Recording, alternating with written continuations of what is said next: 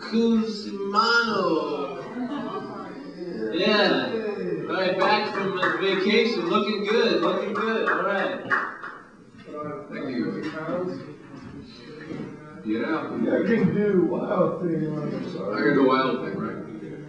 About 6 years ago, I went on a vacation for a weekend, and I came back, and I found that Egg Al, the infamous editor of Street Magazine, put my cartoon on the cover of the first issue of Street.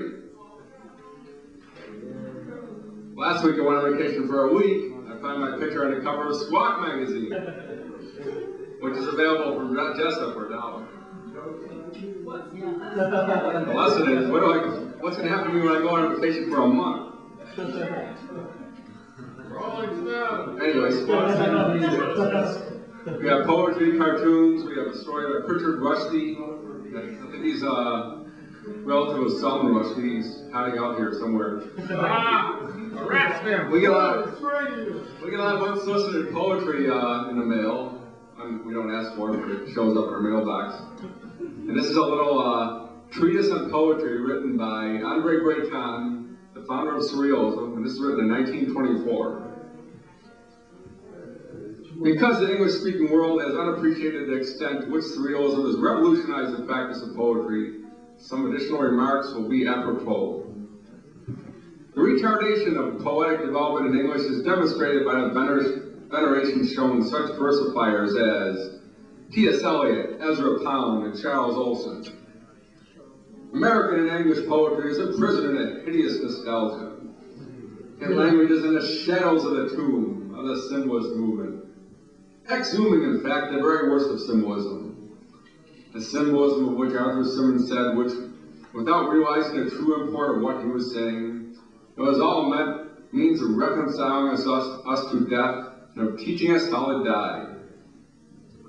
All the dominant modes of American English poetry in this century have reflected this longing for death, this acquiescence to unfreedom and degradation of the loftiest aspirations of the living. Outrageous though it be, the mother tongue of William Shakespeare and Lewis Carroll is afflicted today with poetry of insufferable weariness, sugar-coated fear, sexual repression, senile religiosity, general decay. Two symmetrical factions equally regressive, equally detestable, long monopolize the poetic stage. On the one hand, the academics and slick reviews, on the other, a voluble legion of self-debased imbeciles of mimeograph machines who submit to Squawk Magazine. No new paths could be opened, of course, either by the pious contortions and scholarly techniques of the first faction, or the lame inanity and stale pornography of the other. For neither has been capable of producing anything but laughable dirges, suited to the taste of those who mourn the decline of the bourgeois Christian order. Now that the two factions have combined, the situation is all the more lamentable. That's all from Poetry 1924. Squawk Magazine is available from Jessa here, number 40. And if somebody wants to contribute, you can get published in our upcoming issue. And it's $1. And let's hear it for Squawk.